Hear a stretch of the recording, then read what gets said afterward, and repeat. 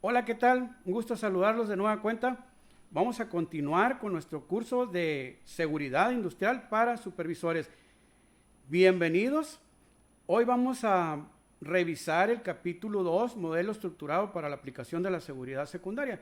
Recordemos que hacíamos mención en la sesión anterior de que se componía de tres partes, que era la seguridad primaria, seguridad secundaria y seguridad terciaria. Vamos a recapitular o vamos a recordar un poquito qué mirábamos en la seguridad primaria, en el modelo de seguridad primaria, y decíamos que era todo elemento de seguridad aplicado directamente en las instalaciones, máquinas, herramientas, etcétera. Eso era la seguridad primaria. También hicimos mención o hicimos una remembranza de lo que el supervisor de seguridad industrial de hace 20 años realizaba, cuáles eran sus tareas. Y dentro de las mismas mencionábamos que pues realizaba la plática de seguridad, checaba que se realizara el AST, revisara que se realizaran los permisos de trabajo, que se llevaran a cabo las pláticas de 5 minutos, que el trabajador portara correctamente su equipo de EPP de manera adecuada y específico para la actividad que iba a realizar, la revisión de herramientas y equipos y las prácticas de seguras de trabajo, todo esto para concluir en una meta que era 0 accidentes. Entonces yo les hacía una pregunta que ustedes se pusieran a pensar que si era parecido a su realidad. Entonces mencionábamos también que estábamos un tanto equivocados de cómo estábamos llevando la seguridad industrial, porque solamente nos estábamos enfocando en una cosa. ¿Y cuál era esa cosa? El factor humano. Y estábamos omitiendo, valga la redundancia, a las cosas. Entonces tenemos que el profesional de la seguridad industrial no solo se debe dirigir al factor humano, se debe enfocar también al conocimiento técnico y legal que éste tenga. Toda su experiencia, habilidad, todo su esfuerzo, toda su energía, él debe concentrarlas. ¿En qué cosa? En el factor técnico, a las cosas decíamos. Y cuando nos referíamos a las cosas, decíamos que eran maquinaria, instalaciones, equipo, etcétera. ¿Se acuerdan de eso? Bien. Luego mirábamos que la seguridad primaria se componía de 3 niveles y decíamos que el primero era la seguridad en el diseño. ¿Cuál era la seguridad en el diseño? Bien, aquella seguridad aplicada de manera intrínseca en un equipo, aquella que el fabricante consideraba desde el momento de realizar, de fabricar la máquina con esos controles de seguridad. Luego teníamos seguridad en el medio de la transmisión. Esta nos decía que establecía una barrera física entre el trabajador, entre la persona y la fuente de energía. Y luego teníamos seguridad sobre la persona. Y aquí hablábamos de que eran los controles dirigidos para propiamente hacia la seguridad de la persona. Y aquí mencionamos que no nos confundiéramos con el equipo de protección personal, nada que ver con eso. Y también mencionábamos un ejemplo de una embotelladora que por sus características propias del trabajo que ahí se realizaba, los pisos siempre iban a estar mojados. Entonces, si aplicábamos unos tapetes antiderrapantes, con eso estábamos practicando nosotros la seguridad sobre la persona. Y también les preguntaba yo que ese tipo de riesgo, ¿cuál era el nombre que recibía? Se los dejé para que lo pensaran, en su momento no les di ninguna respuesta. No sé si lo pensaron, no sé si revisaron el capítulo anterior, pero bueno, este es un riesgo del tipo locativo. Luego hablábamos de algunos ejemplos de la seguridad primaria y empezamos con un ejemplo doméstico de los dispositivos que le eran instalados a un elevador. ¿Recuerdas eso? Muy bien. Hablábamos también qué son las guardas de seguridad, qué son los dispositivos de aterrizar a tierra una máquina que genere energía eléctrica, la protección contra las descargas de energías atmosféricas. Eso, ahí estábamos practicando la seguridad primaria. ¿Ya recordaste todo eso? Vamos a continuar entonces. ¿Recuerdan cuando les explicaba en el capítulo anterior acerca de la jerarquización en la aplicación de los controles operacionales sobre los riesgos? Ahí quedó claro que el orden es descendente, comenzando siempre en la primera opción. ¿Y cuál es esa primera opción?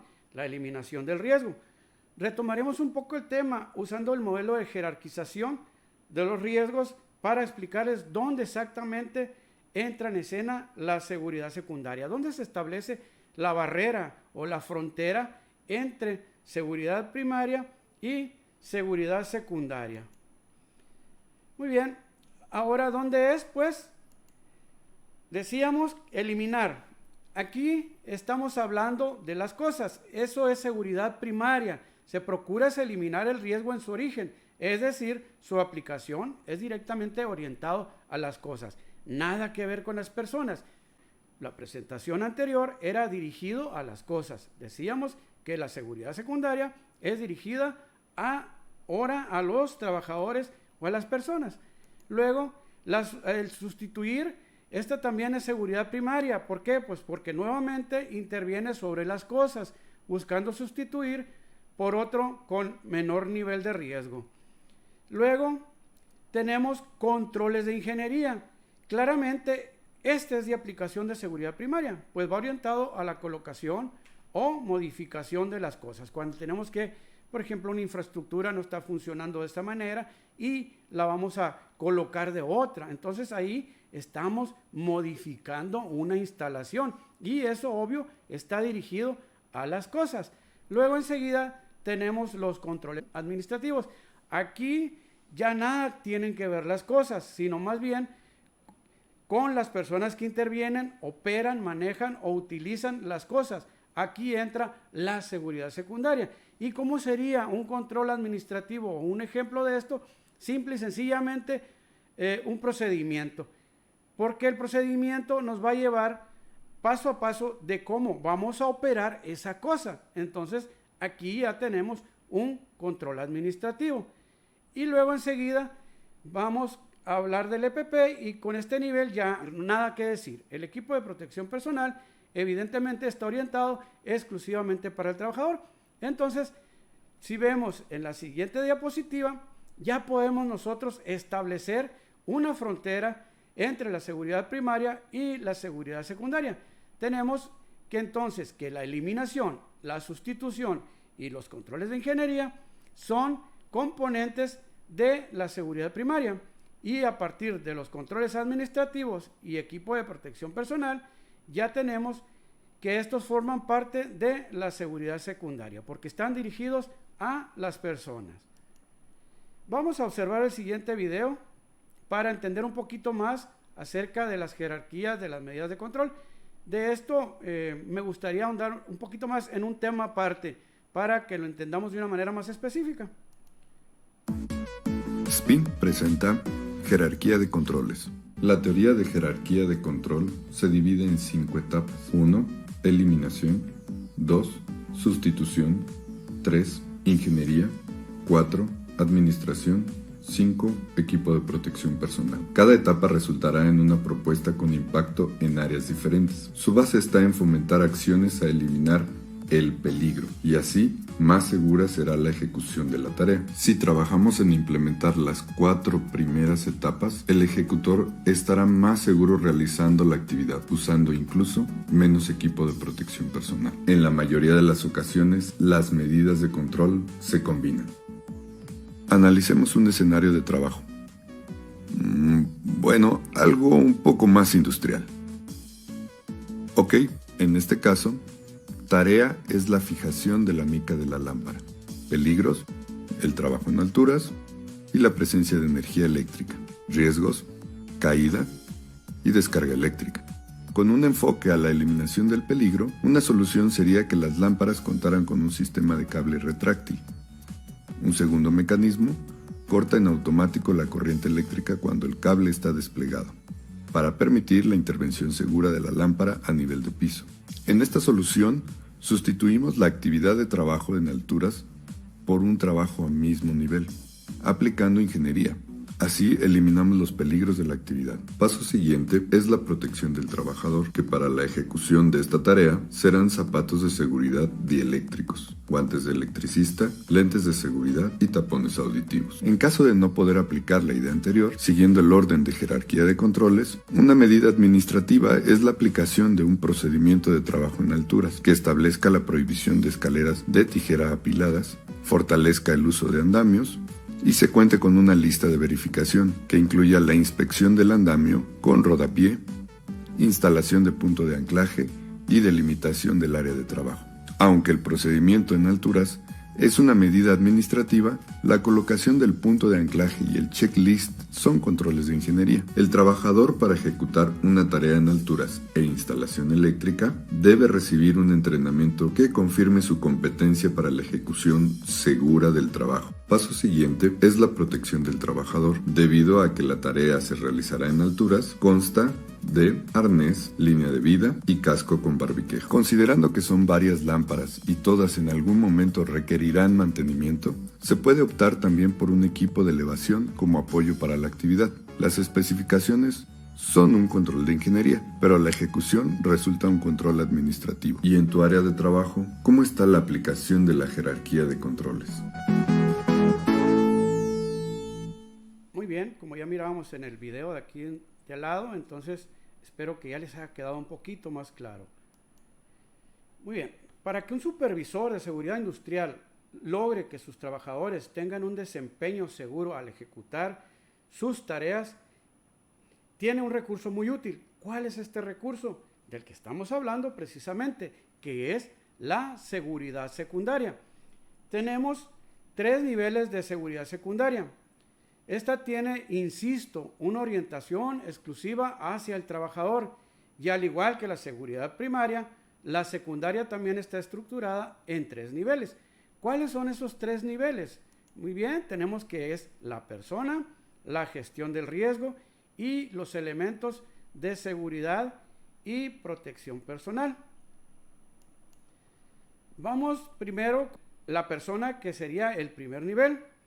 Considera toda acción que una organización establece en su sistema de gestión para asegurarse de que el trabajador de nuevo ingreso o del que ya forma parte de la empresa cuenta con todos los elementos necesarios para que, desde el punto de vista físico, clínico, psicológico e incluso de conocimientos, sea capaz de realizar de manera segura todas las tareas que son inherentes a su puesto de trabajo.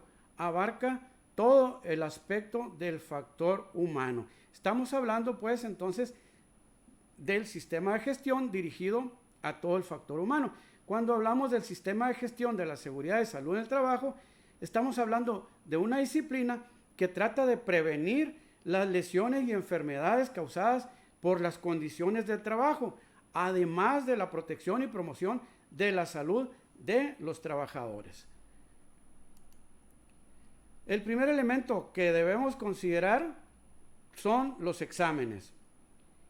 No nos hemos perdido, por eso lo estoy señalando en 1.1. Estamos hablando, primero que nada, voy a regresarme para que nos quede más claro, del primer nivel, que es la persona. Bueno, entonces a esa persona le vamos a aplicar exámenes. ¿Y cuáles serían esos exámenes? Muy bien, sería el examen médico para el personal de nuevo ingreso, realizado para determinar la aptitud física y clínica para el tipo de tareas a realizar. ¿Cómo es esto? Todos, un ejemplo en el caso de nuestra empresa, todos para ingresar hemos tenido que pasar por esto y cuando cambiamos de proyecto volvemos a realizar los exámenes médicos para determinar, como dice aquí, la aptitud física y clínica para el tipo de tareas a realizar. Si estamos solicitando o vamos para un puesto en almacén en donde yo tengo que hacerme cargo del despacho de mercancías y dentro de las mismas pues hay algunas pesadas, tengo que demostrar que tengo la aptitud física y también la aptitud clínica para desempeñar dicho puesto. En el examen médico periódico aplicado a los trabajadores cuyos puestos y actividades los han ubicado como un personal ocupacional, ocupacionalmente expuesto a contaminantes del ambiente laboral y que pudieran desarrollar una enfermedad del trabajo. ¿Por qué una enfermedad del trabajo? Bueno, porque los contaminantes, como ya sabemos, del ambiente laboral son aquellos agentes físicos, químicos y biológicos capaces de modificar condiciones ambientales del centro de trabajo, que por sus propiedades, concentración, nivel, así como tiempo de exposición, tienen una acción en contra de la salud del trabajador. Luego tenemos el examen psicométrico para el personal de nuevo ingreso. ¿Y cuál es este? Bueno, se ha realizado para determinar los distintos aspectos de la personalidad del individuo y descartar características que lo pudieran hacer especialmente sensible a algún determinado riesgo. Aquí se va a evaluar el conocimiento cognitivo y la conducta de la persona. Luego, examen de conocimientos para el personal de nuevo ingreso. Esta valoración debe ser aplicada desde dos enfoques. ¿Cuáles son esos dos enfoques? Determinar si el individuo, desde el punto de vista técnico, sabe realizar las tareas inherentes al puesto. Por otro lado, si esas tareas las sabe realizar de manera segura. Una cosa es que un electricista sepa realizar trabajos eléctricos y otra muy distinta es que sepa cómo hacer esos trabajos de manera segura. El resultado de este examen es precisamente el punto de partida para determinar el tipo y nivel de capacitación o entrenamiento que el concursante requiere, que el aspirante requiere para el ingreso a la empresa. Luego también para determinar si el candidato realmente es apto para el puesto. Luego tenemos capacitación y entrenamiento. La capacitación y entrenamiento que impartas debes basarla en una previa detección de necesidades de capacitación. Antes de impartir una capacitación o entrenamiento, debiste haber conocido las necesidades reales de cada individuo. Como aquí lo señalé en rojo, para eso era el examen de conocimientos de nuevo ingreso, porque a veces nos perdemos en el camino y le realizamos todo, no importa el puesto a donde vaya, pues le realizamos todo tipo, el mismo examen para todo tipo de puestos. Luego, nunca se debe impartir capacitación o entrenamiento solo para cumplir un programa interno de la empresa o un requisito legal. Eso es bien importante. La capacitación en seguridad es para desarrollar en el individuo los conocimientos y habilidades para trabajar de manera segura. Nunca olvides eso. Entonces, como ya lo entendieron en este momento, no es para cumplir un requisito legal, no es para cumplir un procedimiento interno de la empresa. La capacitación es para desarrollar en el individuo los conocimientos y habilidades para que este individuo trabaje de una manera segura. A continuación, las capacitaciones que debes de considerar, y por eso lo señalo 1.2.1 para llevar un orden y no perdernos. Capacitación normativa. La capacitación debe considerar todo el marco normativo interno de la empresa. Y como ejemplos te puedo citar la política de la empresa, los manuales de procedimientos, los reglamentos, las instrucciones de trabajo, etc. También se debe considerar toda aquella capacitación que por el marco legal le aplique a la empresa. Un ejemplo claro de ello es de las 44 normas oficiales mexicanas de la Secretaría de Trabajo y Previsión Social, tendrías tú que revisar cuáles son las que aplican a tu centro de trabajo, de las de seguridad cuáles, de las de salud cuáles, de las de organización, las específicas y las de producto. Tú tendrías que revisar cuáles de ellas tienes que aplicar en el lugar donde vas a desarrollarte como supervisor o en el lugar donde estás desarrollando como supervisor de seguridad industrial. Y luego también tenemos la capacitación sobre los peligros y riesgos. Los trabajadores tienen el derecho a conocer previamente los peligros y riesgos a los que se van a exponer al realizar una tarea. No importa si es un técnico electricista, que es obvio que sabe que la electricidad es peligrosa. Aún así, tú debes decírselo. Tú debes enseñarles sobre los riesgos que involucran los trabajos eléctricos. No olvides que tú eres el especialista. ¿En qué áreas, en qué procesos, en qué tareas? ¿Cuáles serían las consecuencias que tendría si tuviera un contacto accidental con la electricidad? Porque eso tú ya lo sabes y supones que él también ya lo sabe. Aún así, tienes que decírselo. ¿Cuáles son los recursos con los que cuenta la empresa para evitarlo? ¿Y cuáles son los procedimientos, reglas o instructivos de trabajo que debe de aplicar para prevenir y evitar accidentes eléctricos? Luego tenemos las capacitaciones sobre los controles operacionales.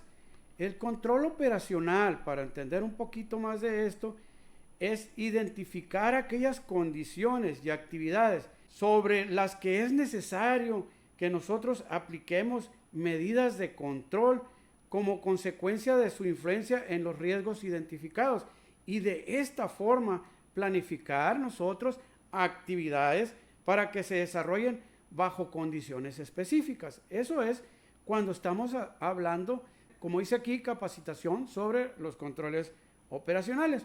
Aquí el empleado, así como tiene el derecho a saber cuáles son los riesgos a los que se verá expuesto a realizar sus tareas, también tiene el derecho a saber cuáles son las medidas de control operacional con las que cuentan las instalaciones, máquinas, equipos, herramientas, materiales, etc. Luego, debes de informarles sobre todas las medidas de control operacional que desde la seguridad primaria se han impuesto sobre esas máquinas, equipos y herramientas. Espero que no hayas olvidado a qué hace referencia a la seguridad primaria, pero bueno, si lo olvidaste ya te puedo recordar que son 3 niveles y que hablábamos que era la seguridad en el diseño, la seguridad en el medio de la transmisión y la seguridad sobre las personas. Luego ve a donde la máquina y señálale, muéstrale exactamente dónde están y cuáles son los controles operacionales con los que cuenta esa máquina que la persona va a operar o va a intervenir. Valga, pues va a manejar, por llamarlo de otra manera, o va a trabajar en ella como parte del mantenimiento. Díselo literalmente, estos elementos que ves aquí se han colocado para tu protección. En referencia a la capacitación sobre el reporte de condiciones inseguras, incidentes y accidentes, esta medida preventiva secundaria es crítica. Los trabajadores deben conocer y comprender cuál es la ruta a tomar cuando detectan una condición insegura o cuando les ocurre un accidente, ya sea personal, material o ambiental. Debe saber a quién reportar, el trabajador, cuál es la manera de reportar, en qué momento se debe reportar, qué documentos o medios se deben de utilizar para reportar, etc.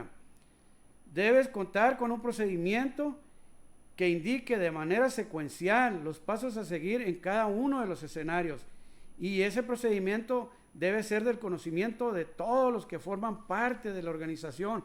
No deben de ser exclusivos tuyos nada más como supervisor de seguridad industrial.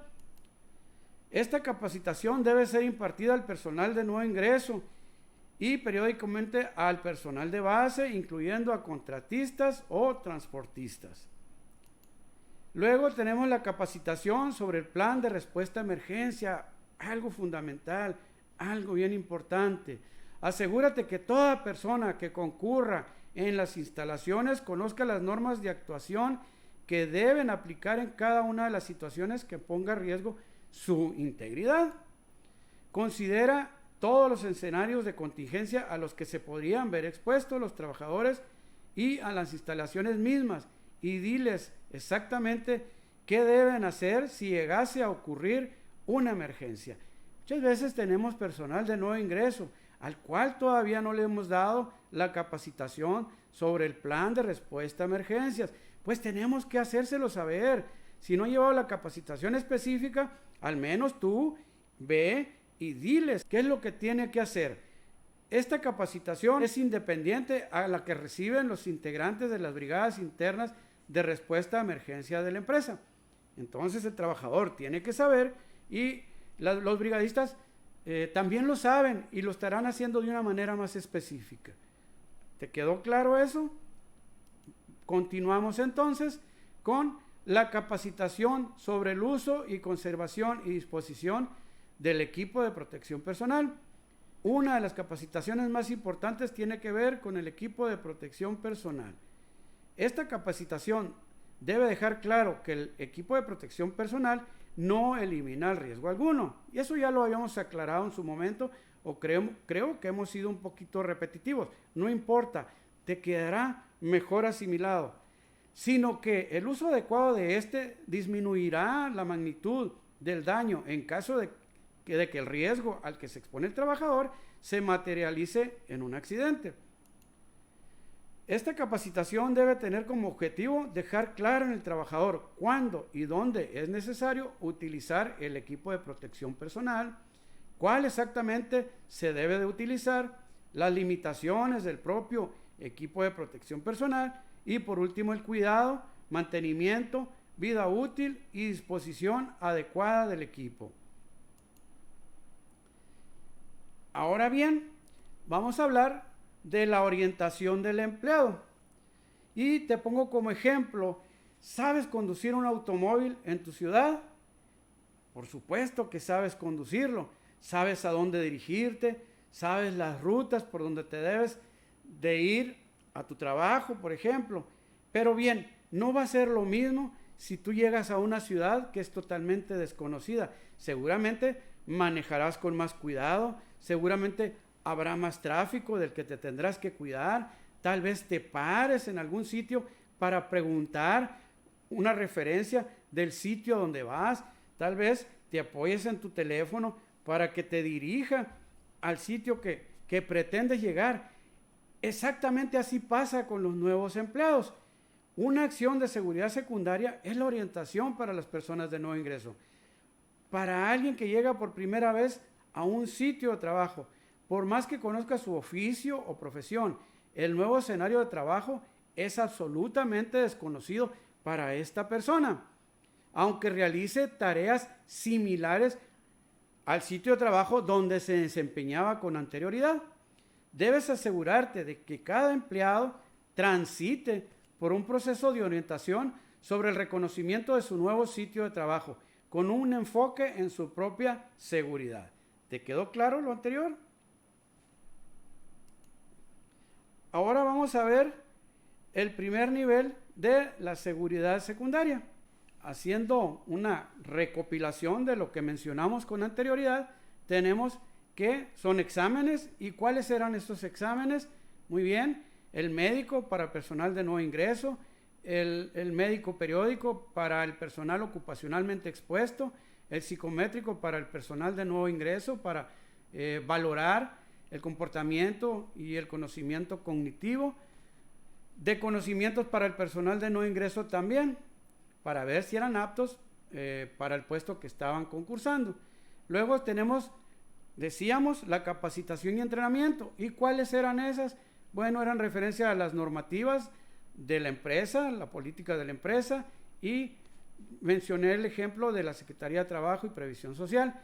También sobre los peligros y riesgos, sobre los controles operacionales, sobre reportes de condiciones inseguras, incidentes y accidentes, sobre el plan de atención de respuesta a emergencias y sobre el uso y conservación de disposición del EPP. Y también en la última diapositiva o en la anterior diapositiva hablábamos de la orientación del empleado.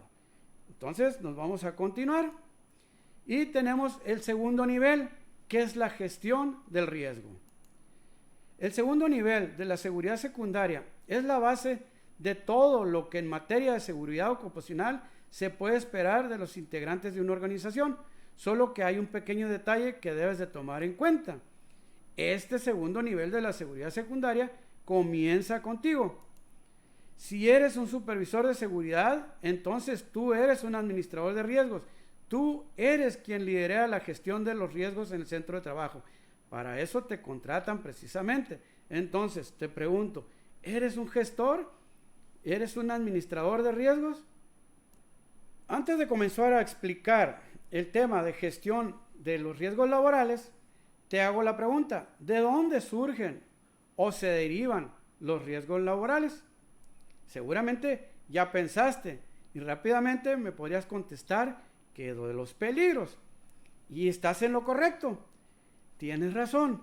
Precisamente de ahí se derivan los riesgos laborales, de los peligros que están presentes en el entorno del trabajo y en las actividades propias que ahí se realizan. Cuando tú te contestaste esto, incluso tal vez hasta recordaste la definición de peligro y te pusiste a pensar que es fuente o situación con potencial de producir daño en términos de una lesión o enfermedad, la propiedad, al ambiente del lugar de trabajo o a una combinación de estos.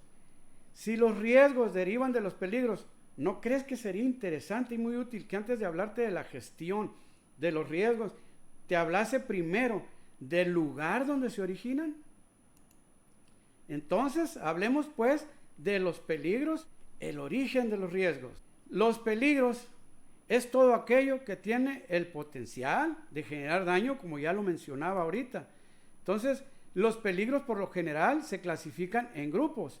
Por ejemplo, los peligros físicos, los peligros químicos, etc. Clasificar los peligros nos resulta de mucha utilidad porque nos permite facilitar su identificación y ubicación, es decir, conocer rápidamente dónde en las instalaciones, procesos o actividades se encuentran. Ahora bien, aquí tenemos una imagen.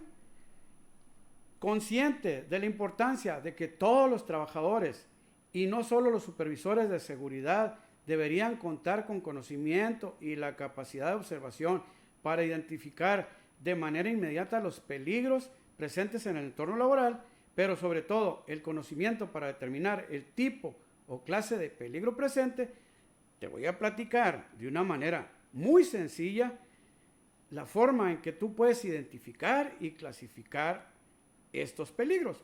Y por eso te decía, tenemos una imagen que se llama el método de los perros bravos. Y aquí te voy a yo a contar una pequeña historia. ¿Okay? Resulta ser, o de dónde surge la idea de este método. Según el autor, resulta ser que existía por ahí una pareja de la tercera edad que nunca había tenido hijos.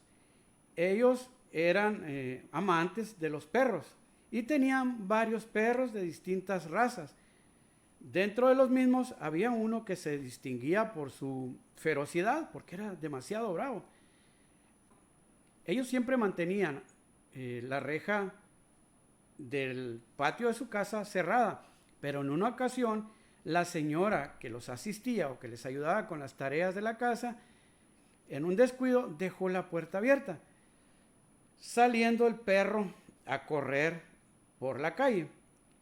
Para mala fortuna, viene un niño, sale de la esquina y se topa con el perro, que le empieza a gruñir y a ladrar ferozmente. Entonces, este niño se echa a correr, lleno de terror. Error que comete, pues el perro lo persigue, lo ataca y le causa heridas muy serias a esa criatura, el cual tiene que ser trasladado al hospital.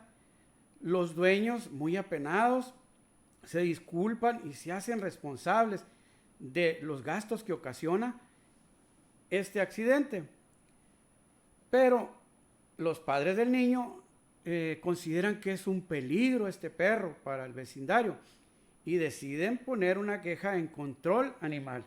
El Departamento de Control Animal decide que tiene que llevarse a ese perro por la peligrosidad, por la ferocidad con la que se conduce, tiene que ser llevado a ser ejecutado. Los dueños muy afligidos, pues como mencioné, amaban mucho a los perros, muy afligidos por esta situación, impusieron un amparo ante un juez y después de un largo conflicto judicial, reciben una sentencia y a la cual refiere, dice el juez: estas son las condiciones que les impongo. Si quieren que les permita conservar a ese perro peligroso, dijo aquel juez, van a reemplazar la cerca por una reja metálica de al menos 2 metros de altura. Esa reja tendrá una puerta con doble cerradura y la llave de apertura solo la podrán tener ustedes y no la señora que les asiste. Colocarán al exterior de la reja un letrero que diga: cuidado, perro muy bravo, manténgase alejado. Y al sacar a caminar a su perro, le colocarán una cadena y bozal. Si cumplen con lo anterior, les permitirá continuar conviviendo con su perro peligroso. Con todo aquello que impuso el juez, ¿consideras que aquel perro sigue siendo peligroso? ¿Seguirá teniendo la capacidad de causar daño? ¿O tú crees que con todos aquellos controles le quitaron lo peligroso? Claro que sigue siendo peligroso. Por supuesto que sigue teniendo la capacidad de causar daño. Entonces, bueno, pero ahora algo ha cambiado. Ese peligro ha sido ubicado y ha sido contenido. Entonces, si pusieron un letrero, todo el vecindario se enterará de que por ahí hay un perro bravo. ¿Entiendes hacia dónde vamos con esta historia? Los centros de trabajo están llenos de perros. A los peligros me refiero, aclaro esto. Ahora bien, ¿cuántas razas de perros conoces? Seguramente conoces, habrá perros dóciles, habrá perros rebeldes, chiquitos, de tamaño mediano, de los que les llamamos perros falderos, perros de compañía, perros de ornato, perros para caza, perros para vigilancia. Seguramente encontrarás muchos perros y dentro de estos muchas razas de perros bravos, unos con carácter dócil y otros con carácter muy rebelde. Exactamente así es en el trabajo. Tenemos perros de todas las razas, convivimos con unas y otras, dependiendo de la instalación, procesos, materiales, maquinarias, equipos, herramientas, actividades, etc. Aquí hay 5 razas de perros en particular de las que todos los trabajadores deberían cuidarse, siempre, porque son las razas de perros más bravas de todas. Estas siempre están al acecho y no perdonan los descuidos. Así se llaman cada una de estas razas. Muy bien. Tenemos la raza de energías peligrosas, tenemos la de materiales peligrosos, tenemos las razas pesadas, las filosas y tenemos las actividades peligrosas. Esas son las 5 razas de perros más peligrosas que hay en los centros de trabajo, dependiendo de los procesos productivos que ahí se desarrollen. Para mejorar tu capacidad de ubicación rápida y precisa de peligros, también debes de subclasificar las razas. Mencionábamos que había grandotes, chiquitos, chaparros, gordos, prietos, de todos colores y sabores. Muy bien, ahora vamos a hablar de una raza. Por ejemplo, la raza de chihuahuas. Habrá razas que se les conoce como cabeza de manzana, habrá otras cabeza de venado, y así podrás encontrar diferentes clasificaciones de razas, una subclasificación de una raza en específico. Bien, aquí vamos a ver entonces si las energías peligrosas son la raza. ¿Cuáles serían la subclasificación de este tipo de razas? Pues serían las energías eléctricas, las energías mecánicas, las energías térmicas, las energías hidráulicas. ¿Que las vamos a encontrar en nuestro centro de trabajo? Claro que las vamos a encontrar. Ahora bien, si las sustancias químicas o materiales peligrosos son la raza, ¿cuáles derivan de esa raza? Todos los materiales con propiedades corrosivos, reactivos, explosivos, tóxicos, inflamables, etc. Si las pesadas son la raza, ¿cuáles derivan de esa raza? Muy bien, todas las actividades de izaje con equipos, como por ejemplo el uso de grúas, montacargas, jabs, etc. O todas las actividades que involucren levantamiento manual de cargas pesadas, entrarían dentro de esta subclasificación de raza. Luego tenemos que si las filosas son la raza, ¿cuáles derivarán de esa raza? Muy bien, todos los objetos punzocortantes, como las sierras, los discos abrasivos, las cuchillas, etc. Luego, si las actividades peligrosas son la raza, cuáles derivan de esta raza. Todas aquellas tareas que implican un elevado potencial de daño, como por ejemplo los trabajos con electricidad, en espacios confinados, en excavaciones profundas, con soldadura y corte, en alturas, etc. Cuando logres que tus trabajadores, fíjate bien, cuando logres que tus trabajadores conozcan, comprendan y asimilen esta sencilla manera de ubicar y clasificar los riesgos con la analogía de los perros bravos que te acabo de mencionar, entonces darás un salto en tu desempeño como supervisor de seguridad industrial. Habrás logrado que tus trabajadores, sin necesidad de que les digas, sean capaces de ubicar exactamente dónde están los peligros, dónde están esos perros bravos en sus instalaciones, maquinaria, procesos o actividades. Ahora sí podemos hablar de la gestión de riesgos. Pero antes de continuar, vamos a mirar de manera específica lo que ya mencionábamos con anterioridad, que son las energías peligrosas, eléctricas, nuclear, térmica, mecánica, los materiales peligrosos, las pesadas, las filosas y las actividades peligrosas. Una forma de recapitular entonces los perros bravos con los que te vas a encontrar y con los que tú tienes que aprender a identificar, lo mismo que tus trabajadores. Muy bien. Después de explicarte, voy a continuar con lo siguiente. Vamos a hablar de la gestión del riesgo, decíamos. Pero para poder entender todo esto, decimos gestión de riesgo. Bueno, ¿y qué diablos es gestión del riesgo? Porque también a veces a mí no me quedaba muy claro. Bueno, este es un proceso integral o sistema que identifica y analiza peligros, valora los factores y agentes de riesgo que se derivan de esos peligros y aplica los controles operacionales y les da un seguimiento. Cuando hacemos todo eso, estamos haciendo la gestión del riesgo.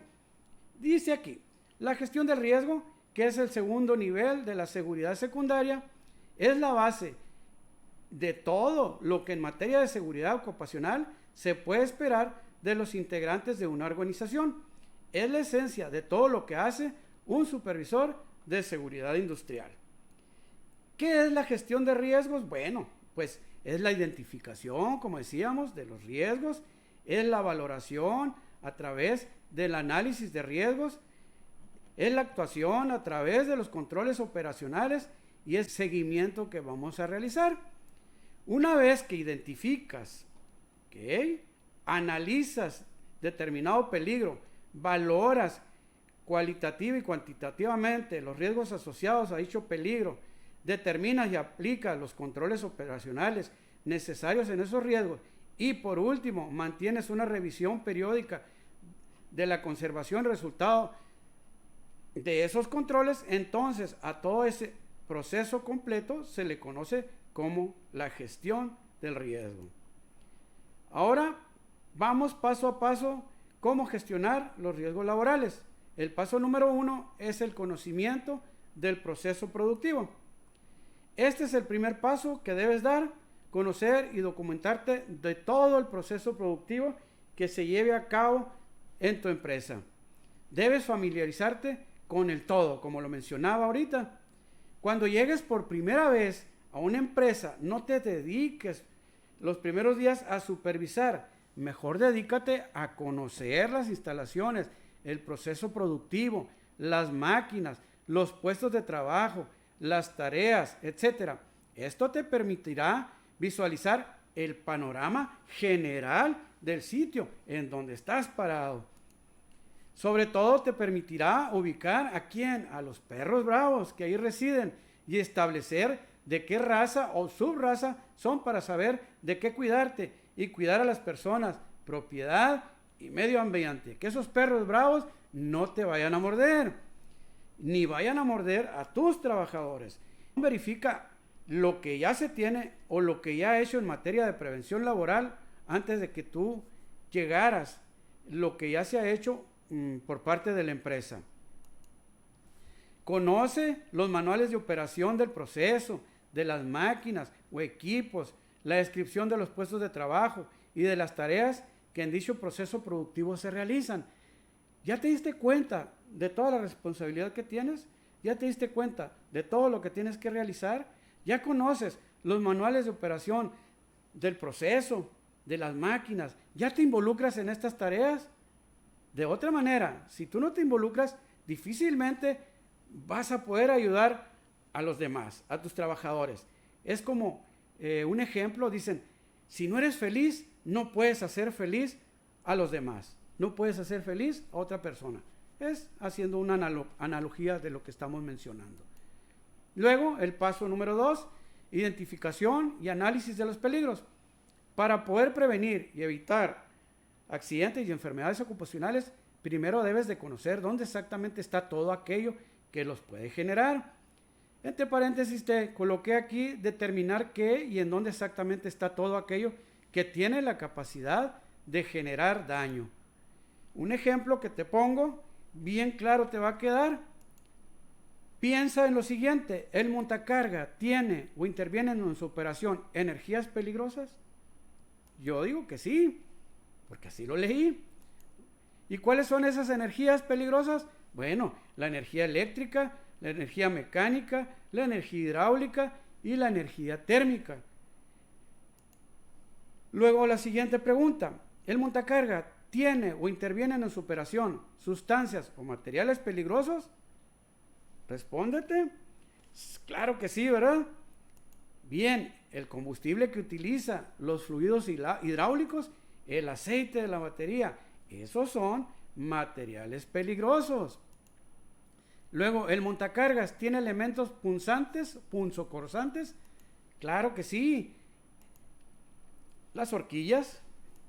Luego tenemos en el almacén, si realizan actividades peligrosas, a lo mejor pensamos que no, claro que sí. ¿Y cuáles son esas? En la operación propia del montacarga y en el levantamiento de materiales u objetos pesados por naturaleza, etcétera. Y así, pues, podríamos seguirle buscando. Se trata de que ubiques todo aquello que por sí mismo tiene la capacidad de generar un daño. Así como en el ejemplo del montacargas, exactamente así debemos de ubicar dónde en la instalación, dónde en el proceso productivo, dónde en las máquinas y equipo, dónde en los materiales que se ocupan, dónde en las herramientas que se utilizan, dónde en las tareas que se realizan están los peligros. Exactamente dónde están y cuáles son. ¿Cuáles son esos perros bravos? Debes ubicar exactamente dónde están los peligros en forma de energías peligrosas, sustancias químicas o materiales peligrosos, elementos con filo o pesados, y en especial en las actividades peligrosas. ¿Dónde exactamente están? ¿Qué tipo de peligro es? ¿Cuáles son sus características específicas? Jamás podrás prevenir y evitar accidentes o enfermedades ocupacionales si primero no conoces exactamente dónde está todo aquello que lo puede producir. Así de simple. Paso número 3. Identificación y evaluación de los riesgos. Si quieres mejorar los resultados en materia de prevención en tu empresa, entonces siempre identifica, analiza y evalúa los riesgos. La razón por la que los debes hacer es una sola, porque de ahí surgen todos los elementos necesarios para la prevención de los accidentes y enfermedades laborales.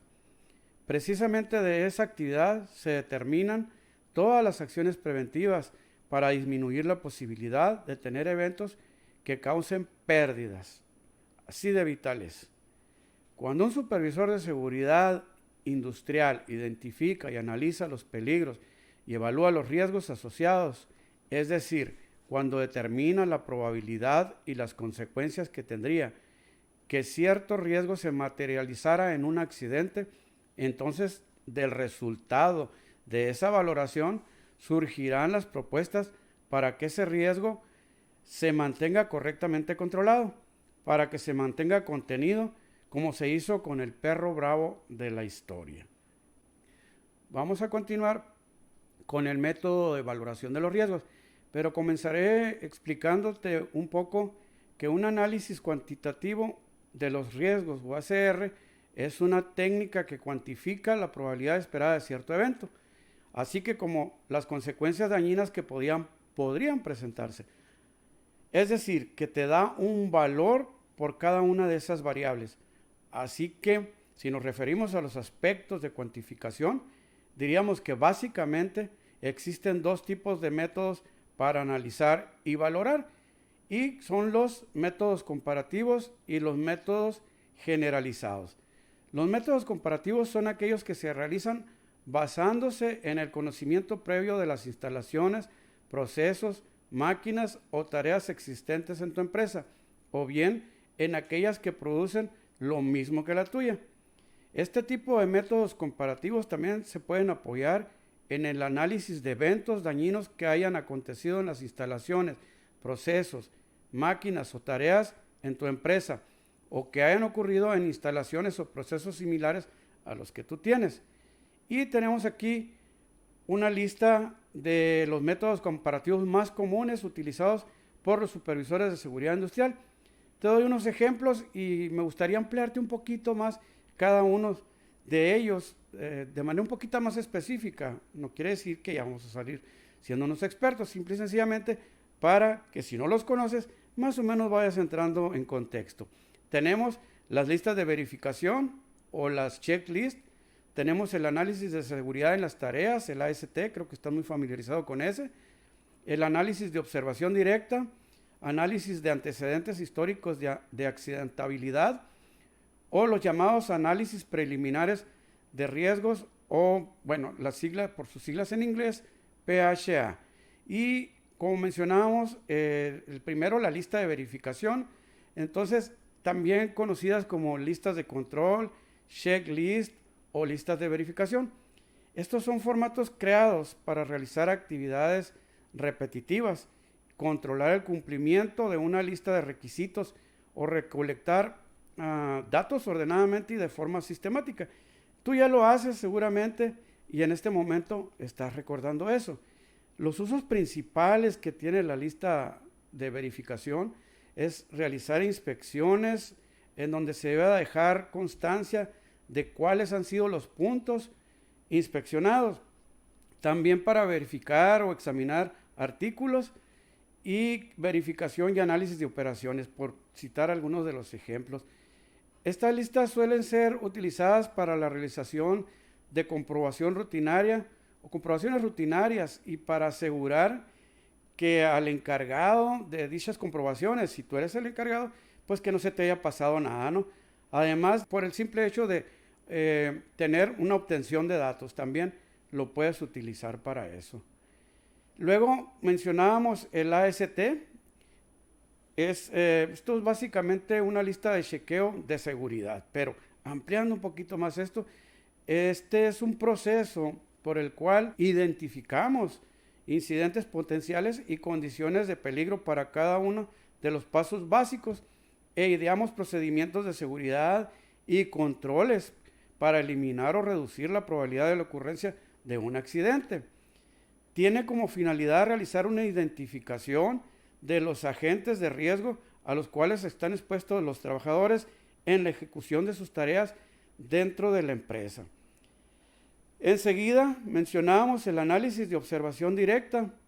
Esta es una técnica analítica de seguridad que consiste en un análisis realizado mediante la observación directa en las instalaciones, equipos, procesos productivos, condiciones, características, metodología del trabajo, actitud, aptitudes, el comportamiento humano, para identificar los peligros existentes y evaluar los riesgos en los diferentes puestos de trabajo.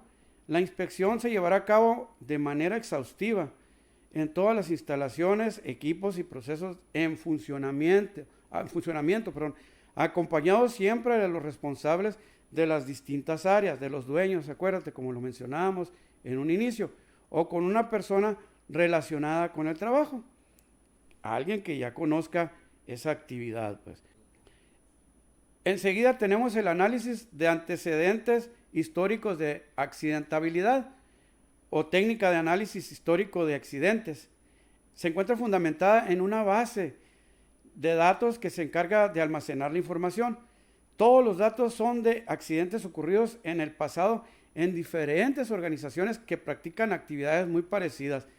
facilitando así la acumulación de datos específicos sobre casos concretos, equipos de operación o actividades peligrosas, como pueden ser pues escapes de gas tóxico, vertido de sustancias inflamables, procesos de fabricación de materiales peligrosos, almacenaje, etcétera.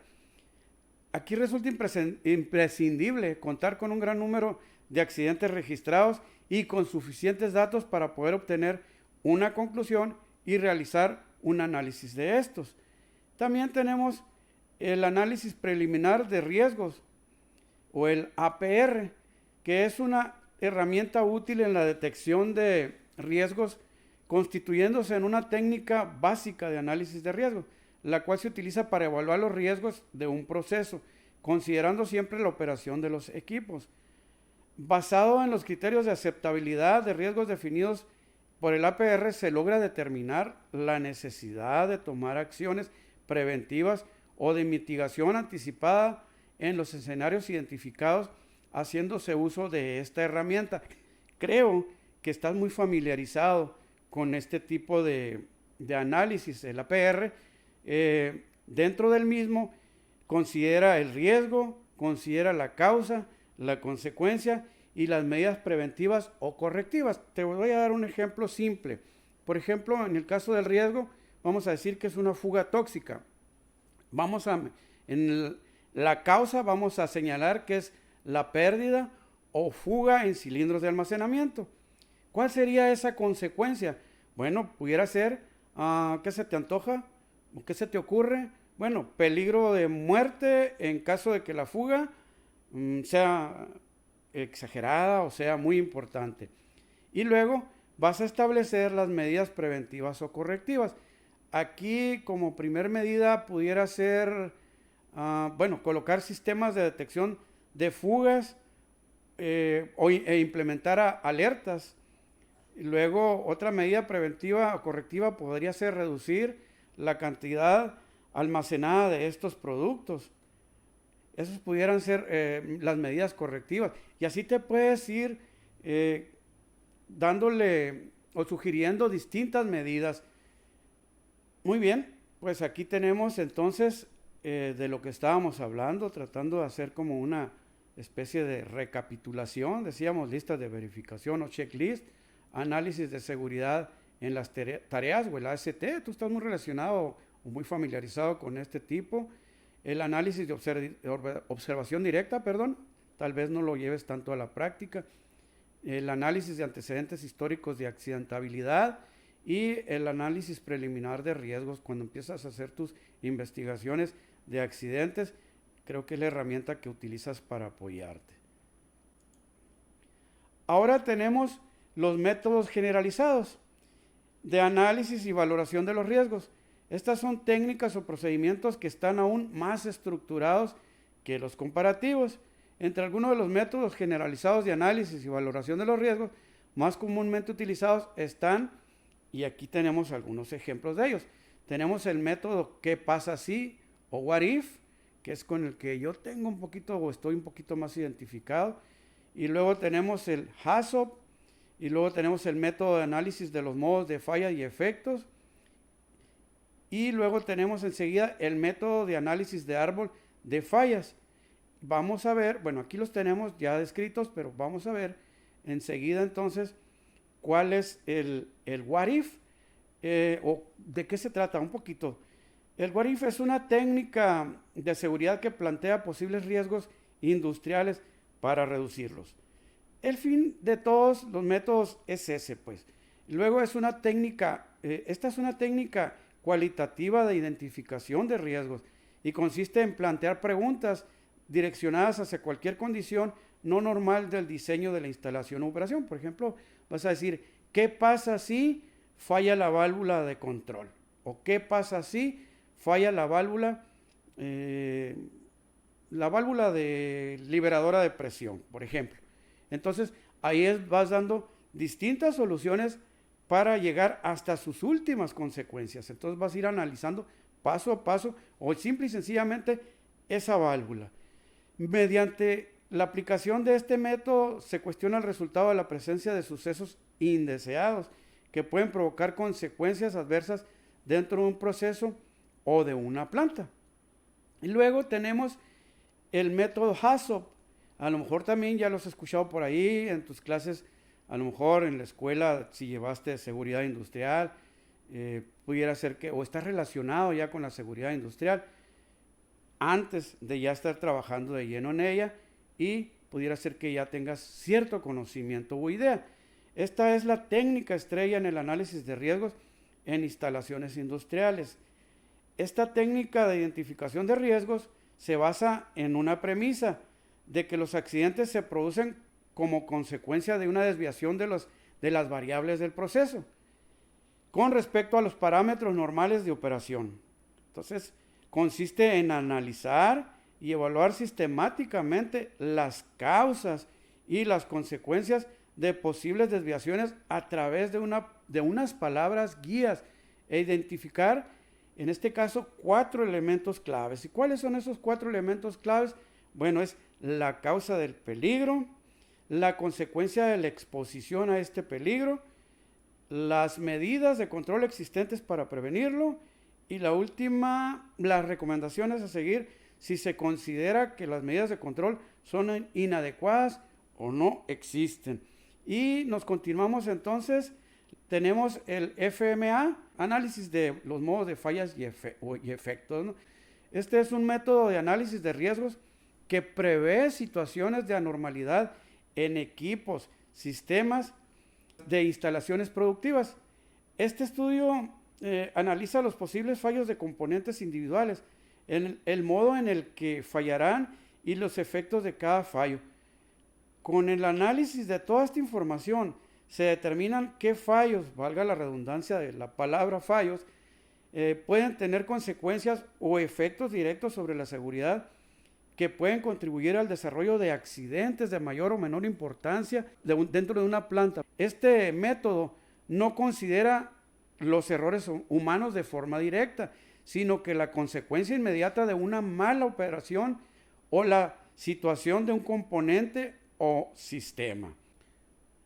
Continuamos con el análisis de árbol de fallos, o FTA por sus siglas en inglés.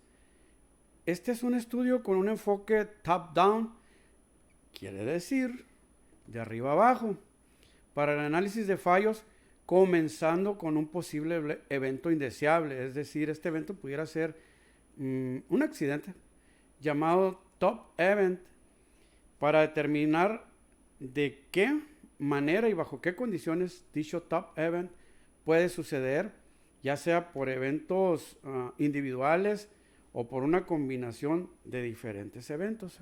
Y aquí tenemos la representación gráfica de lo que hemos estado mencionando. Aquí donde traigo mi cursor, hemos terminado aquí con el análisis de árbol de fallos. Ahora bien, la selección y utilización de determinado método de análisis de riesgos dependerá de las características de los procesos de la empresa donde te desempeñes. Ahora también los métodos para la identificación, análisis y evaluación de los riesgos son las herramientas más valiosas con las que cuentas para prevenir y evitar accidentes y enfermedades laborales. Recuerda que hablábamos de dos diferentes métodos. Entonces, tú vas a seleccionarlo, cualquiera de ellos, de acuerdo a las necesidades que yo tengas en la empresa. Ahora, realizar la identificación de peligros y la valoración de los riesgos. ¿De qué te va a servir? Bueno, te va a servir para establecer los objetivos de seguridad para la empresa. También es la base, es algo bien importante esto, para desarrollar tu programa de seguridad.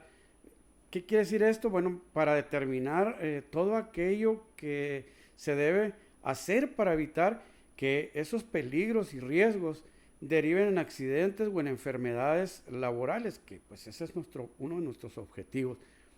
Cuando ya se tiene el programa de seguridad y con el aval de la alta dirección de la empresa, se podrá determinar quiénes serían los responsables de llevar a la práctica ese programa. Ahora bien, la identificación de peligros y la evaluación de los riesgos asociados, básicamente es la columna vertebral de todo tu sistema de gestión de la seguridad, es decir, de todo lo que tú haces.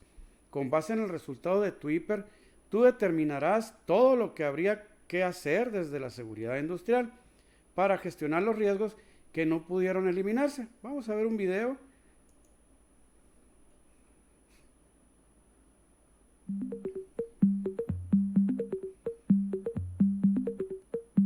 En nuestras actividades siempre será necesario preguntarnos, ¿qué peligros hay?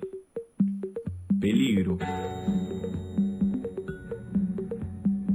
Luego averiguaremos cuál es el riesgo asociado al peligro que hemos identificado.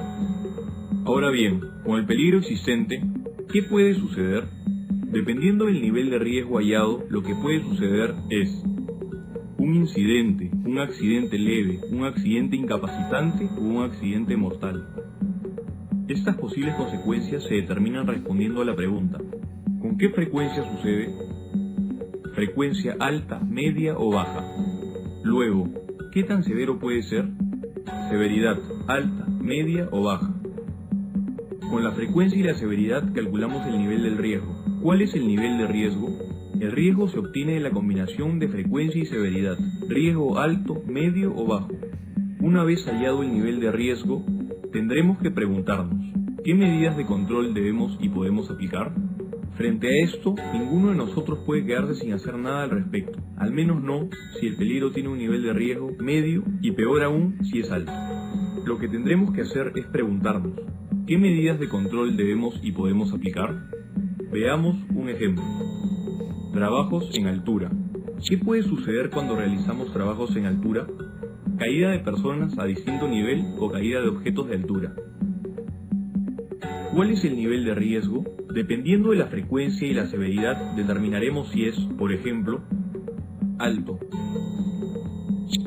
Entonces aplicaremos un control del riesgo. Como medidas de control de riesgo, aplicaremos uso obligatorio de arnés y sistemas de enganche y línea de vida.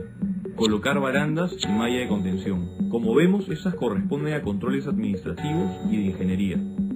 Implementando controles, nos estaremos alejando de tener accidentes mortales o accidentes incapacitantes. En la prevención de incidentes, accidentes o enfermedades ocupacionales, ¿qué nivel de éxito estamos alcanzando? Algo más que te permite la identificación de peligros y valoración de los riesgos es que ahora ya puedes determinar de manera más objetiva el tipo de formación e información que deberías de brindar a todas las partes interesadas. Obviamente que de los resultados de la valoración de los riesgos es que determinas qué controles operacionales son los que vas a aplicar. También, como ya conoces el riesgo, a partir de ese conocimiento que ya tienes, puedes desarrollar y aplicar un plan de contingencia para, en caso de que se llegara a presentar una contingencia, pues se cuente con los recursos necesarios para responder y mitigar las consecuencias de la misma. Y por último, también requerirás auditar la efectividad de esta, teniendo todo aquello que se aplicó para tener bajo control los riesgos, es decir, para asegurarse de que aquel perro bravo nunca muerda ni a las personas, ni a las cosas, ni al medio ambiente. Ahora tenemos aquí de lo que hablábamos exactamente hace un momento, nos refiere la identificación de peligros y evaluación de riesgos, nos permite establecer objetivos, desarrollar programas, como lo mencionábamos hace un momento, determinar responsabilidades, los tipos de formación, los controles operacionales que vas a aplicar. También te permite desarrollar el plan de emergencia y al final auditar la efectividad. Todo esto, ¿a qué resultado te va a llevar? Bueno, pues te va a conducir a una disminución en el riesgo de siniestrabilidad. El cuarto paso de la gestión del riesgo, que forma parte integral del segundo nivel de la seguridad secundaria, es el mapa que establece la ruta que vas a seguir para evitar que los riesgos valorados se materialicen en un accidente. ¿Qué, quién, cuándo, cómo y dónde es lo que debe responder este cuarto paso? Paso número 4. Entonces aquí tenemos las preguntas que mencionábamos con anterioridad. es el análisis, planificación y aplicación de los controles operacionales. Y bien, tenemos entonces, ¿qué se requiere hacer para que los riesgos identificados y valorados se mantengan correctamente controlados? ¿Qué recursos se requieren? ¿Quién o quiénes asumirán la responsabilidad de aplicar los controles operacionales necesarios? Son las preguntas que te tienes que ir haciendo. ¿Quién verificará que realmente se apliquen las medidas de control propuestas en el tiempo acordado? ¿En qué periodo máximo debería llevarse a cabo? ¿Quién verificará que realmente se apliquen las medidas de control propuestas en el tiempo acordado? Ahora, las preguntas anteriores son ejemplo de lo que se consideraría una vez que se tengan valorados los riesgos.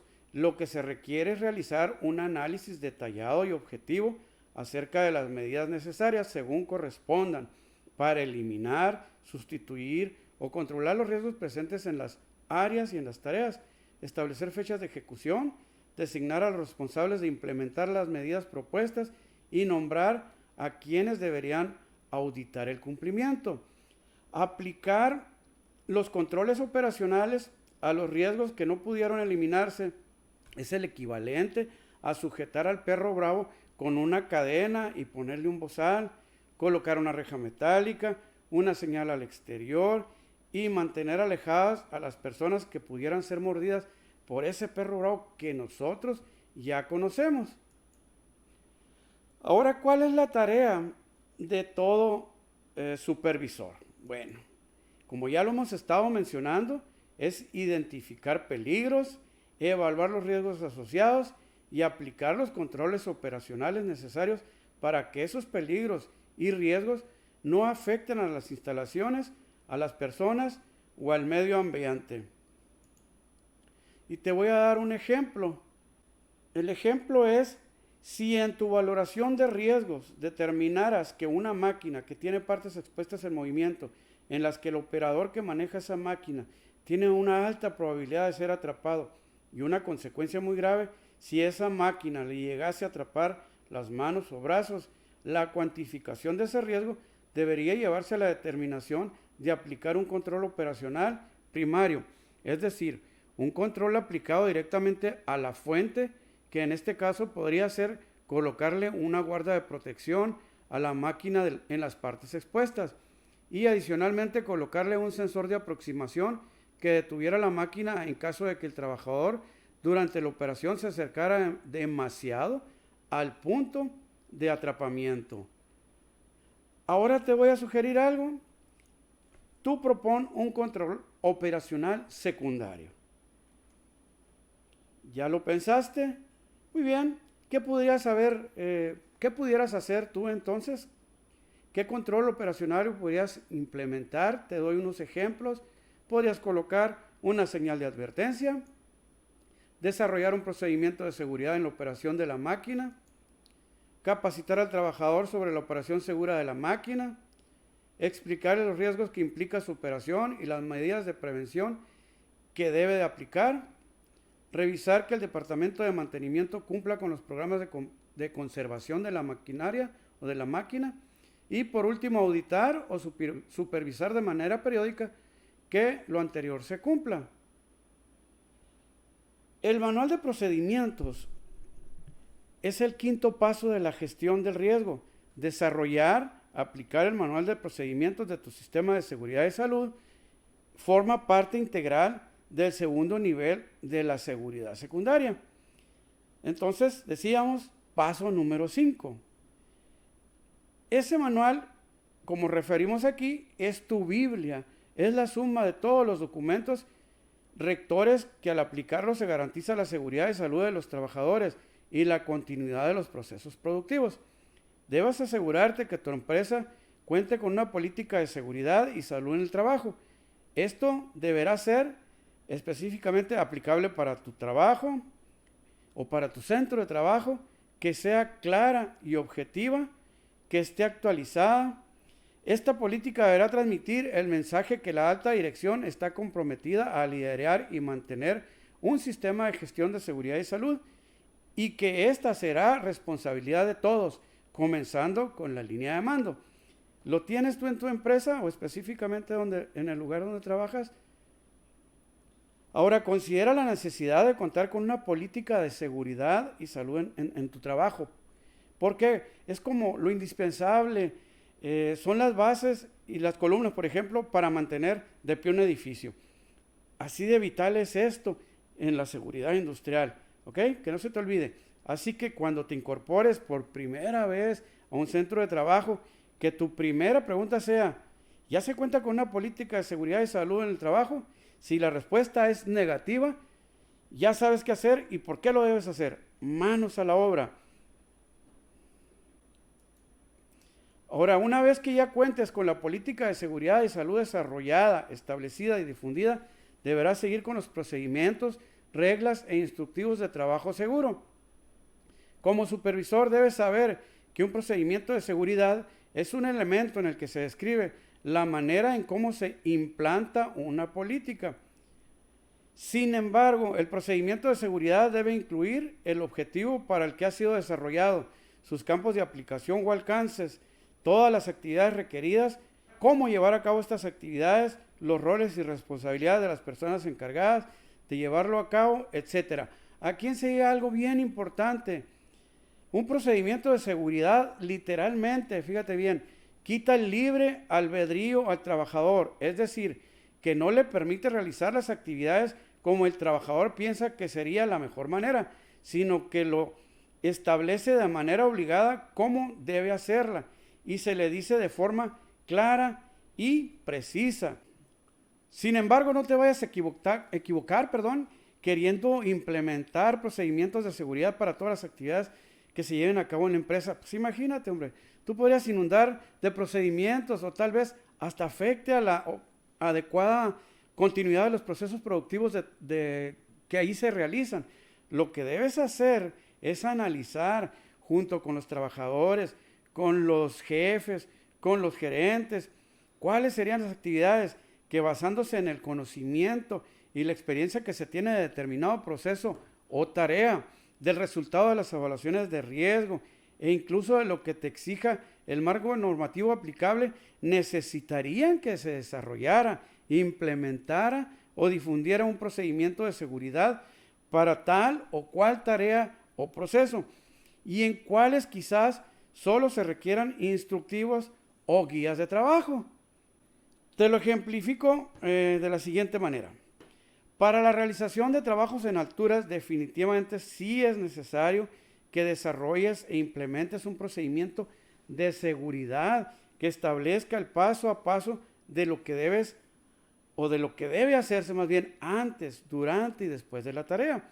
Debe incluir todo lo relacionado con quienes lo van a realizar, como también con el entorno en que se va a realizar dicha actividad. Por ejemplo, establecer la necesidad de examinar a los trabajadores para determinar su aptitud desde el punto de vista físico, clínico e incluso hasta psicológico, pues por aquello de las fobias, no lo vamos a trepar si el trabajador tiene miedo o le dan pánico a las alturas. La obligación de planificar las tareas con todas las partes interesadas, gestionar un permiso de trabajo, realizar un análisis de seguridad en las tareas, aislar el área, revisar los elementos de trabajo y equipos de seguridad, etcétera, etcétera. Eso sería el caso de un procedimiento para trabajos en alturas. Y si fuera el caso de la revisión de escaleras, por ejemplo, bueno, en este caso quizás lo que requieres solo sea un instructivo de seguridad o lista de verificación de la revisión de las escaleras. ¿Vas entendiendo esto? Ahora nos vamos al paso número 6. La mayoría de los supervisores de seguridad industrial piensan que los dos principales factores, que ocasionan los accidentes son los actos y condiciones inseguras. Esto es la supervisión de la seguridad en campo. Pero te voy a decir algo, no son los actos inseguros de los trabajadores, ni las condiciones inseguras en instalaciones, máquinas, equipos, herramientas, los factores principales que ocasionan los accidentes, aunque hasta cierto grado tienes razón. Pero ahora, la verdadera razón por la que ocurren los accidentes en el trabajo, es decir, el origen madre de los accidentes, es la falta de control. Ahora, el control es una función vitalmente necesaria para cualquier supervisor que gestiona un sistema de administración de seguridad y salud en los centros de trabajo. Recuerda que el control es una de las 4 funciones esenciales de cualquier sistema de gestión: la planificación, la organización, la dirección y el control. Pero ahora bien, dirás tú, ¿control de qué? Bueno, de lo que origina que las personas actúen de manera insegura o que se presenten condiciones inseguras, fallas organizativas que tiene la empresa en su sistema de prevención. Te voy a dar un ejemplo que aquí está anotado. ¿Por qué un trabajador realizaría un acto inseguro como trabajador en alturas sin los elementos o equipos necesarios para evitar una caída? ¿Te has puesto a pensar en eso? Bien, volvemos. Ya sabes tú por qué el trabajador realiza dichos actos, y solamente son 3 razones por las que se puede o por las que pudo haber hecho esto. ¿Ya te cayó el 20? Bueno, la primera es porque quizás no puede hacerlo de manera segura, pues no tiene los elementos o equipos necesarios para hacerlo. La segunda razón es que podría ser porque no sabe hacerlo, acuérdate de eso. Es decir, no ha tenido la capacitación o entrenamiento suficientes para realizar la tarea de forma segura. Y por último, la tercera razón podría ser de plano porque no quiere hacerlo de manera segura. El trabajador o al trabajador no le gusta seguir reglas o no le gusta colocar en su cuerpo elementos de seguridad. Entonces ya sabes que es porque no puede, porque no sabe o porque no quiere. Ahora, ¿cómo es que la empresa no puede adelantarse a cualquiera de estos 3 escenarios? ¿Por qué te imaginas tú que es esto? Bien, esto es una falla de control sobre el factor personal. No asegurarse que el trabajador puede, sabe y quiere trabajar de forma segura es una falla organizativa que finalmente deriva en actos inseguros que exponen al trabajador a un riesgo no controlado. En la mayoría de los casos, esos actos inseguros terminan en un accidente o, en el mejor de los casos, en un incidente. Exactamente pasa lo mismo con las condiciones inseguras. Vamos a citar otro ejemplo. Una máquina fue intervenida durante un programa de mantenimiento y a la que no se le colocó una guarda de seguridad que se le había retirado, pero que ya no daba tiempo para montarla nuevamente porque ya se tenía que poner en modo producción. ¿Cuál fue el origen de esa condición insegura? Exacto, una falla de control, en este caso en la planificación de la tarea. Uno de los métodos más efectivos para prevenir y evitar accidentes y enfermedades laborales es mediante la observación de seguridad en campo. Pero cuidado, así resaltado en rojo aquí, cuando se habla de la supervisión de seguridad en campo, de ninguna manera se trata de vigilar a los trabajadores. No, de nuevo resaltado en rojo. Recuerda que toda tu concentración, todo tu esfuerzo y toda tu acción preventiva que realices debe ser con un enfoque en las cosas, no en las personas. Por eso tu supervisión de campo debe ser basada en un sistema de inspecciones planeadas de seguridad. La supervisión de la seguridad en campo debe ser siempre una actividad planificada. Estas son útiles para detectar, determinar y corregir situaciones que impliquen la exposición a un riesgo que no esté correctamente controlado. Ahora bien, un supervisor de seguridad industrial no debe improvisar en las actividades preventivas, y señalado en rojo aquí para resaltártelo un poquito más. Un supervisor de seguridad industrial es un profesional que sabe lo que debe hacer y lo hace de acuerdo a una agenda preestablecida. Ejemplos de lo que pueden ser tus actividades preventivas planificadas. Aquí te van, pon atención. Agenda una fecha en la que acudirás a revisar el cumplimiento del programa de mantenimiento predictivo, preventivo o correctivo, según sea el caso de todos aquellos equipos o elementos críticos de seguridad, sensores de seguridad en máquinas, equipos, paros de emergencia, detectores, válvulas de seguridad, sistemas de puesta a tierra, etc. Será todo aquello que debe estar justo o siempre al punto para evitar situaciones que pongan en riesgo la salud o la vida de los trabajadores, la integridad de las máquinas, los equipos o al medio ambiente. Condiciones de los equipos de respuesta a emergencias. Agenda un día y una hora específica para revisar, junto con el responsable del área o departamento, las condiciones de cualquier equipo de respuesta a emergencias, sistema de parada de emergencias en las máquinas o equipos, sistema de alertamiento, bombas contra incendios, extintores, botiquines, camillas, ambulancias, radios de las brigadas, equipos de rescate, etc. Te voy a dar un ejemplo de un inventario de conductas claves al realizar un trabajo en alturas. Fíjate bien. Vamos a imaginar que el trabajador subió a realizar la tarea una vez que asistió a la oración médica y esta la pasó, fue aprobado, pues anda bien, anda al 100, como decimos nosotros, en referente a la salud. Realizó una ST, gestionó un permiso de trabajo, utilizó correctamente los elementos de protección contra caídas, utiliza su EPP completo, cumple con el procedimiento, etcétera, etcétera. Tú ya tienes el listado de esas conductas claves, es decir, ya sabes cuáles son esos comportamientos seguros y ahora con esta supervisión en campo compruebas que evidencias que el trabajador las cumple.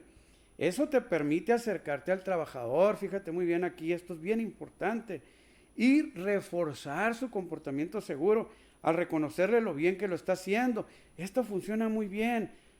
A nosotros los humanos nos gusta que nos reconozcan cuando hacemos las cosas bien. ¿O a poco a ti no te gusta eso? Cuando haces las cosas bien y alguien te lo reconoce, alguien te felicita. Claro que sí, ¿verdad? Ahora te voy a hacer una invitación. Comienza a hacer esto, comienza a practicar y verás cómo mejora el comportamiento de los trabajadores en los que tiene que ver con cumplir los procedimientos de seguridad por convicción y no por imposición. Ahora, otro ejemplo de conductas seguras en el trabajo. Agenda día y hora en la que acudirás a las áreas operativas a verificar comportamientos seguros. Cuando vayas con ese objetivo, no debes distraer tu atención en ninguna otra cosa, a menos que sea una situación de riesgo latente. Recuerda que el que mucho aprieta, poco abarca. Entonces, enfócate específicamente en ese objetivo para que no te distraigas. Para realizar esta verificación de comportamientos seguros de manera efectiva, primero debes de contar con un inventario de conductas claves preestablecidas. Un inventario de conductas clave se refiere a un listado de comportamientos seguros que son indispensables para realizar una determinada tarea y que cuando estos se practican te dan la tranquilidad de que la probabilidad de un accidente, al menos desde el factor humano, porque estamos hablando de conductas, ¿recuerdas eso?, se reduce significativamente. Al término de cada recorrido que realices, debes registrar cada una de las observaciones en las que hayas detectado no conformidades de seguridad, ya sean las instalaciones, equipos, herramientas, etcétera, o bien que hayas detectado la necesidad de refuerzo en la conducta de cierto trabajador. Lo más importante es que de cada una de las observaciones que hayas detectado se deben de fijar compromisos por escrito para la corrección como para la prevención de esas no conformidades, incluyendo en ese compromiso escrito la fecha y el nombre o nombre de los responsables de llevarlas a cabo y la firma de conformidad. Así funciona la supervisión o inspecciones planeadas de la seguridad en campo. Ahora te comparto algo que te puede servir de gran utilidad cuando realices supervisión de seguridad en campo para verificar y documentar el cumplimiento de un estándar, ya sea basado en un procedimiento o regla de la empresa, una norma oficial o en un estándar internacional, que es el método DOI o el método DOI, perdón. Entonces, ¿cómo es este método?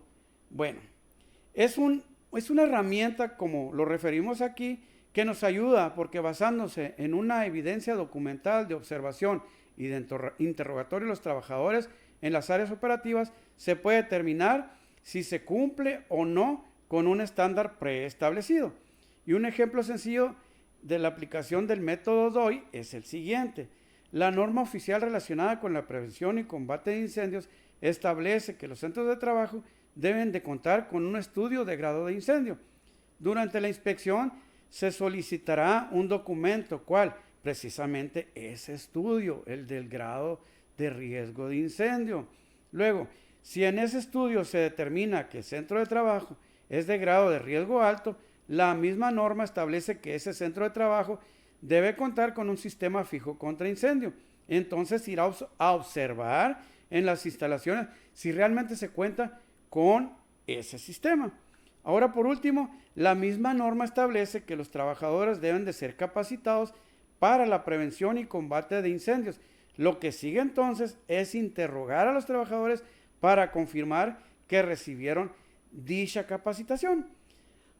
Ahora, todo esto queda registrado como evidencias, documentos, observación en el sitio de trabajo e interrogación directamente con las partes interesadas. Ahora tenemos enseguida, como ya lo estuvimos mencionando, los 6 pasos de la gestión del riesgo. ¿Okay? Es una forma de recapitular todo lo anterior. El primer paso que mirábamos era el conocimiento del proceso productivo. Nos seguimos con la identificación y análisis de los peligros, la identificación y evaluación de los riesgos, el análisis y aplicación de los controles operacionales, el manual de procedimientos y la supervisión de la seguridad en campo que acabamos de terminar. ¿Ok? Pues bien, hacer todo lo anterior te servirá mucho para mejorar tu desempeño como supervisor de seguridad industrial. Éxito en ello. Nos vemos en la siguiente sesión. Muchas gracias.